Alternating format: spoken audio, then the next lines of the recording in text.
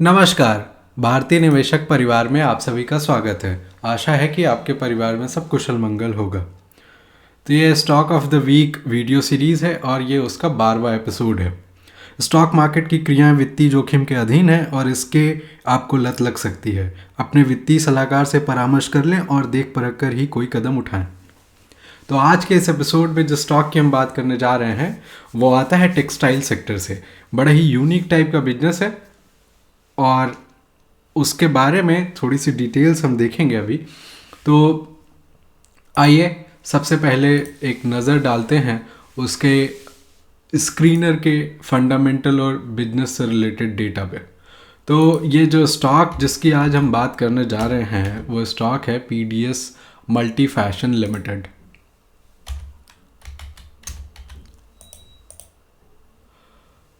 तो ये रहा पीडीएस मल्टी फैशन लिमिटेड। अब जैसे कि आप देख पा रहे होंगे स्टॉक जो है इसका मार्केट कैप कुछ 4,000 करोड़ रुपए है। 1550-60 रुपए के आसपास में स्टॉक का प्राइस है और इसका जो 52 वीक का निचला प्राइस का लेवल है वो है 391 रुपये और जो ऊपर का है वो है 1700। तो अगर आप देखें तो यहाँ पे करीब 4 का अनुपात है। तो लो से हाई तक में 4 गुना हो गया है प्राइस।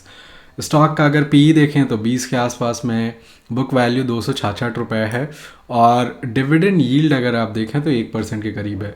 आरओसी अच्छा है, 17% के करीब है। आरओई थोड़ा सा कम है, 13.6% के करीब है। इसका मतलब ये है कि ये जो आरओसी इम्प्रूवमेंट दिख रहा है आरओई के ऊपर, इसका मतलब ये कि यहाँ पे डेट है बिजनेस में। ऑल टाइम हाई से अगर आप देखें तो मात्र 8% नीचे है, जबकि बाजार जो है काफ़ी कमजोरी दिखा रहा था पिछले कई दिनों से।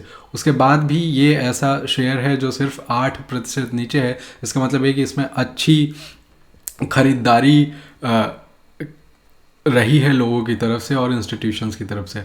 डेट टू इक्विटी अगर आप देखें तो 1.07 है, जो आप कह सकते हैं कि थोड़ा सा ज़्यादा है।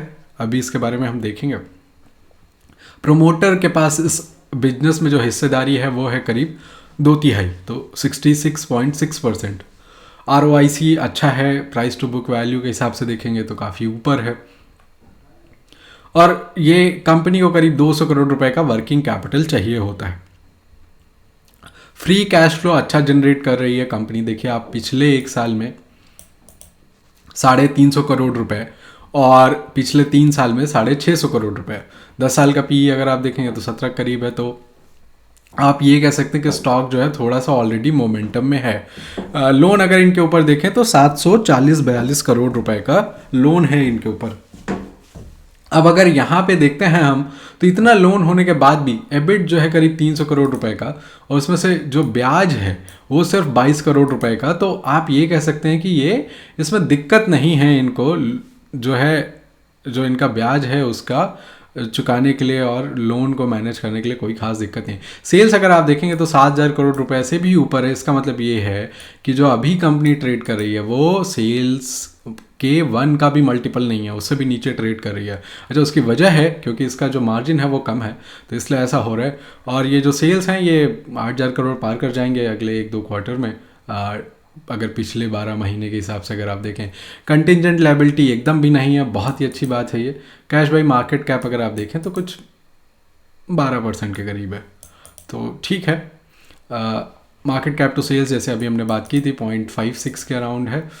तो अभी अगर हम देखें इनका जो बिजनेस है तो आप देखेंगे इनके पीयर्स में रेमंड, TCNS और ये सब गो फैशंस है ना, नया ये IPO आया है, ये सब पीयर्स में इनके पड़े हुए हैं। सेल्स अगर आप देखेंगे क्वार्टरली में तो ये सबसे अच्छा क्वार्टर रहा है सेल्स के टर्म्स में। और ये चूँकि मार्जिन थोड़े घट गए 1%, तो इसलिए आप कह सकते हैं कि ऑपरेटिंग प्रॉफिट के टर्म्स में सबसे अच्छा क्वार्टर ये नहीं रहा है।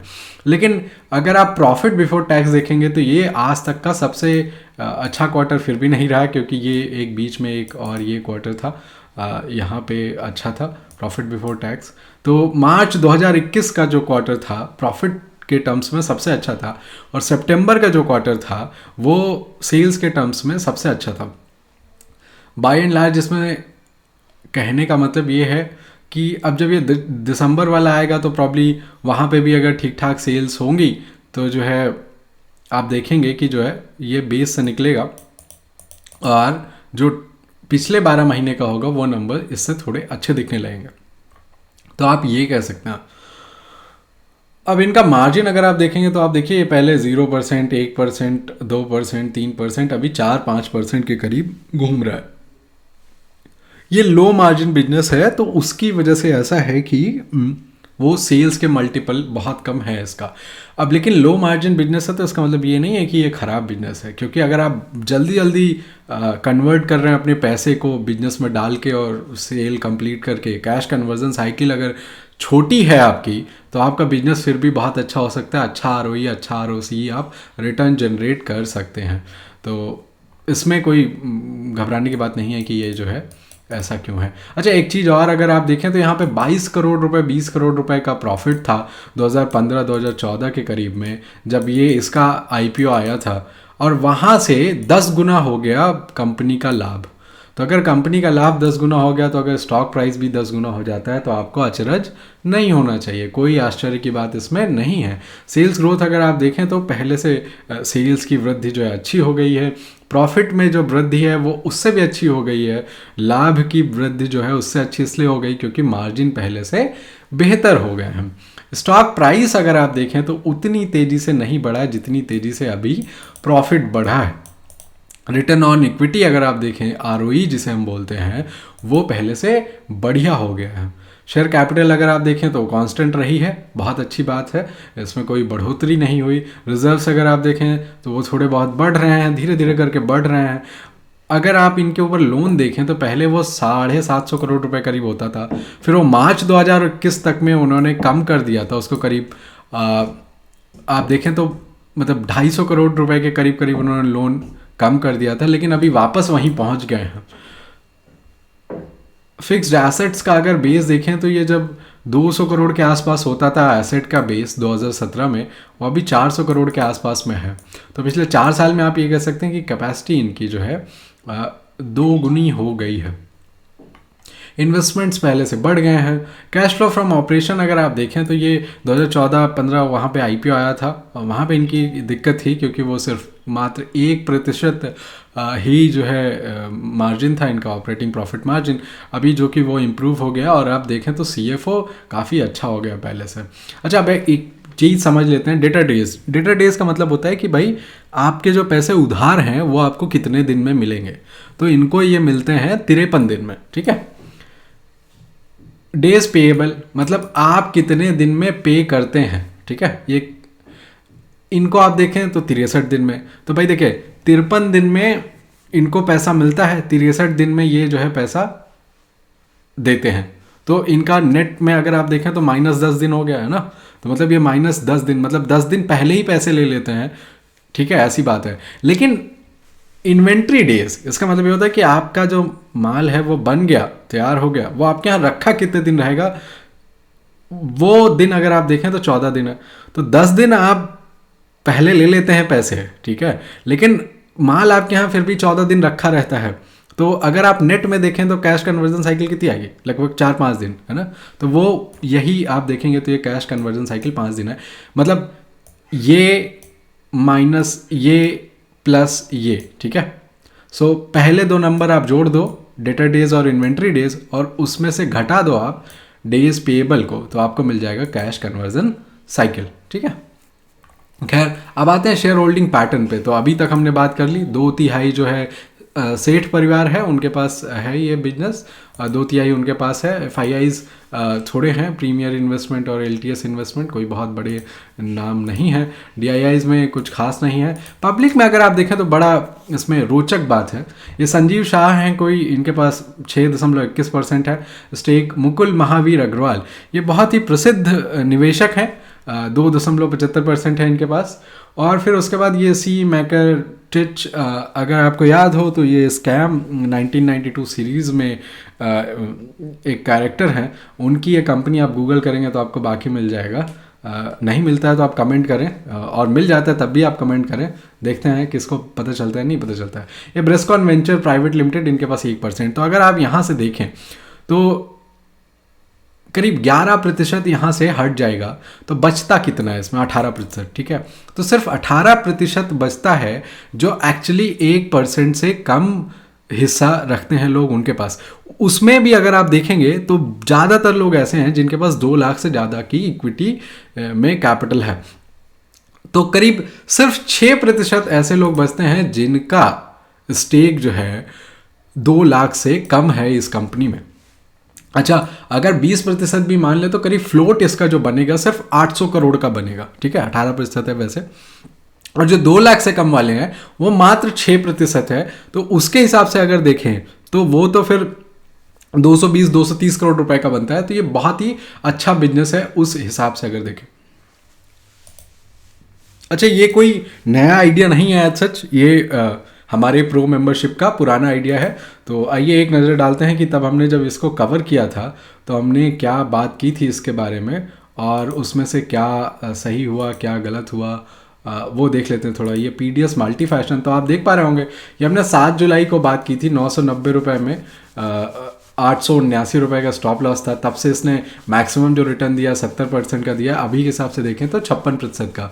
खराब बात नहीं है कंसिडरिंग कि जुलाई के बाद से अगस्त और सितंबर और अक्टूबर और नवंबर में आप सब जानते हैं कि मार्केट किस तरीके की रही है। तो खैर आइए अब बात करते हैं पीडीएस मल्टी फैशन की कि तब हमने क्या कहा था। अब देखिए तब मार्केट कैप कुछ 3100-3200 करोड़ था। अभी आप सोच रहे होंगे कि ये 1225 क्यों लिखा हुआ है, वहाँ तो लिखा है 990। वजह ये है क्योंकि हमने स्टॉक पहले वहाँ बता दिया था और ये डिटेल में ब्लॉग जो है थोड़ा कुछ दिन बाद लिखा था, तब तक स्टॉक जो है थोड़ा बढ़ गया था, इस वजह से ये रेट लिखा हुआ है। खैर अब आप देखें तो ये कंपनी करती क्या है। ये जो है मेजर जो ब्रांड्स हैं, रिटेलर्स हैं दुनिया के, उनको जो है सप्लाई चेन मैनेज करने में हेल्प करती है। तो अगर आप देखें तो ये टेक्सटाइल सेगमेंट में है ना, गारमेंट्स, क्लोथिंग में, एसेसरीज में अगर आप देखें तो उसके डिज़ाइन, प्रोडक्ट डेवलपमेंट, उसके लिए रॉ मटेरियल सोर्सिंग है ना, वर्चुअल मैन्युफैक्चरिंग और डिस्ट्रीब्यूशन के बिजनेस में इनका जो है।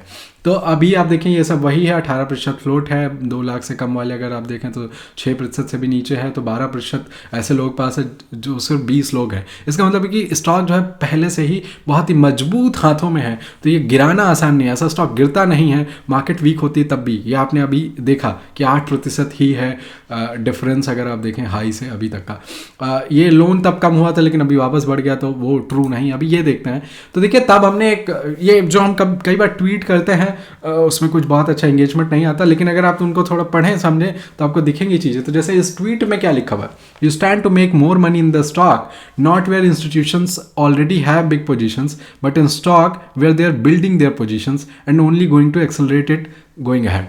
इसका मतलब ये कि देखिए वैसे स्टॉक जिसमें ऑलरेडी लो फ्लोट है और इंस्टीट्यूशंस ने अपनी पोजीशन बना ली है, शायद वहाँ पे आप उतना पैसा नहीं कमाएंगे जितना पैसा आप वहाँ कमा सकते हैं जिनमें अभी इंस्टीट्यूशन पोजीशन बनाना आरंभ किए हैं और आगे चल के और ज़्यादा बनाएंगे।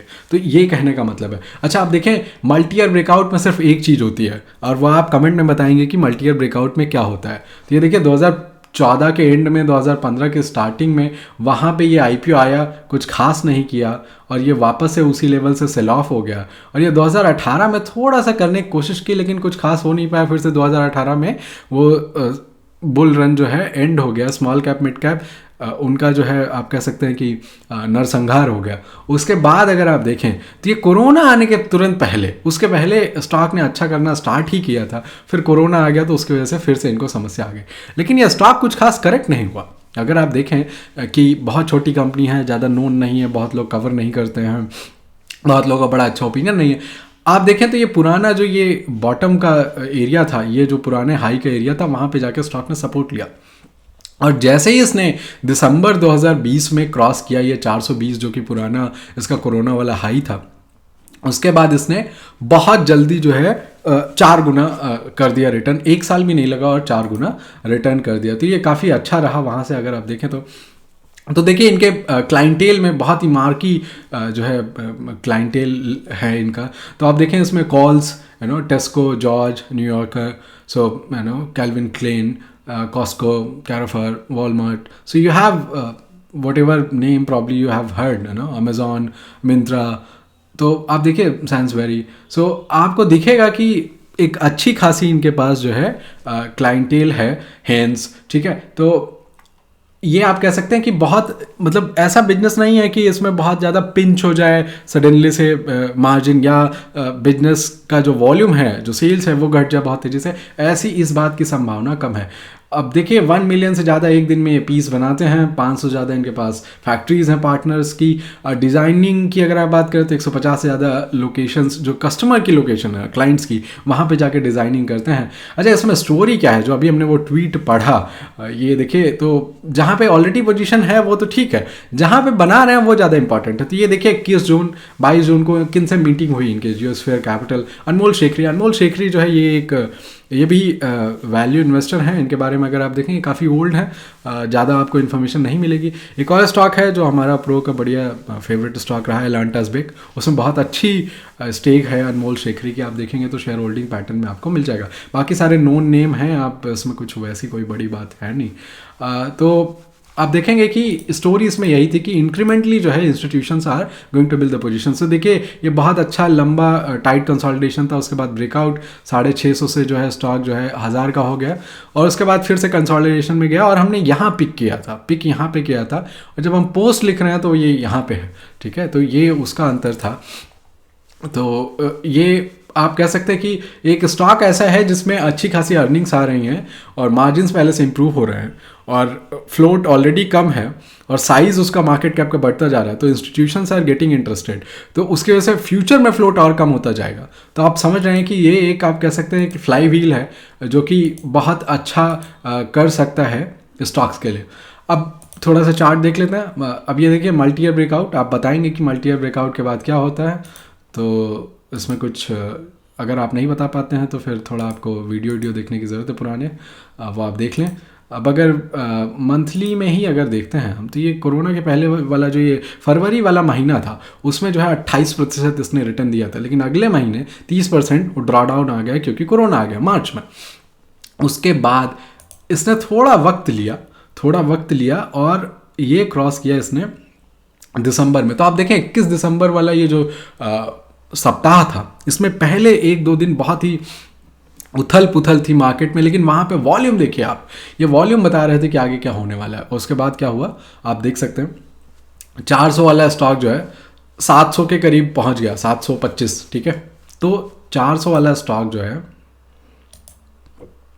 725, ठीक है, तो करीब 70-80% जो है करीब रिटर्न दे दिया उसने। उसके बाद ये कंसोलिडेशन और फिर ह्यूज रन, 660 वाला स्टॉक जो है 1500 का हो गया। तो इस जो ये 1500 तक की इसकी ये जर्नी थी, यहाँ पे हमने इसको बीच में पिक किया था जुलाई में, तो यहाँ पे हमने पिक किया था, ठीक है। ये दिन था, यहाँ पे हमने पिक किया, और उसके बाद इसने बहुत अच्छा किया, और फिर ये फेज़ इसका ऐसा रहा है कि ये कंसोलिडेशन में चला गया। लेकिन आप देखिए स्ट्रॉन्ग हैंड में अगर स्टॉक है तो वो करेक्ट नहीं होगा, वही इसने करके दिखाया, करेक्ट हुआ ही नहीं स्टॉक। ये देखिए इसमें अगर आप करेक्शन देखेंगे तो कितना सैलो करेक्शन है, 25%, ठीक है। कंसिडरिंग कि जिस तरीके मार्केट गिर रही थी और उसके जस्ट पहले इसने जैसा मूव दिया था, ये कोई बहुत वो बात नहीं है। और उसके बाद इस लो को इसने रिस्पेक्ट किया है, दोबारा से इस लो को इसने तोड़ा नहीं, तो ये भी एक अच्छी बात है। अभी इसने ब्रेकआउट दिया, थोड़े अच्छे वॉल्यूम पे ब्रेकआउट दिया, और फिर नीचे आया, पुल बैक दिया और वापस चला गया। तो आप ये कह सकते हैं कि जो ट्रेडर्स थे उनका स्टॉप लॉस यहाँ पे हिट हो गया और वो स्टॉक से बाहर निकल गए होंगे। अब जैसे वापस ये ऊपर आ रहा है, तो अब यहाँ पे वापस वो ट्रेडर्स फोर्स्ड हो जाएंगे पोजीशन बनाने के लिए, क्योंकि अर्लियर उनका स्टॉप लॉस जो है हिट हो गया। जनरली ऐसा होता है ना, लोग थोड़ा सा मार्जिन रखते हैं, कई बार मार्जिन भी नहीं रखते, वो सीधे ये ब्रेकआउट लेवल को स्टॉप लॉस मान लेते हैं, तो उसकी वजह से ऐसा हो जाता है। तो आप देखें ये काफ़ी अच्छा दिख रहा है स्टॉक। आप देखें ये पिछले 3-4 दिन का जो करेक्शन था वो इसने अगले 2 दिन में कवर कर दिया। तो आप जब भी ऐसा कोई स्टॉक देखते हैं तो आप ये समझ लीजिए कि वैसे स्टॉक में आपको काफ़ी अच्छी आशाएं होंगी कि स्टॉक जो है बहुत अच्छा करेगा। तो अच्छा, अगर इसमें स्टॉप लॉस रखना है तो कहाँ रख सकते हैं, तो देखिए ये 14% का अगर स्टॉप लॉस लेते हैं तो 1337 रुपये का आ रहा है, 1337, हाँ 1340 रुपये के आसपास में अच्छा स्टॉप लॉस हो जाएगा, और आप ट्रेड से बाहर नहीं फेंके जाएंगे, ठीक है। 1330 रख लें, ज़्यादा अच्छा रहेगा। तो ये 1330 रुपये का स्टॉप लॉस के साथ ये स्टॉक जो है बहुत अच्छा दिखाई दे रहा है। आशा है कि आपने इस वीडियो से कुछ सीखा होगा, समझा होगा, और आप अपना फीडबैक कमेंट में दे सकते हैं, लाइक कर सकते हैं वीडियो को। लोग अपनी सफलता के लिए प्रयास करें, ये प्रकृति है। दूसरों की सफलता से ईर्ष्या करें, ये विकृति है। अपनी यात्रा में दूसरों का हाथ थाम कर सफलता के पथ पर साथ ले चलें, यह हमारे भारतीय निवेशक परिवार की संस्कृति है। धन्यवाद।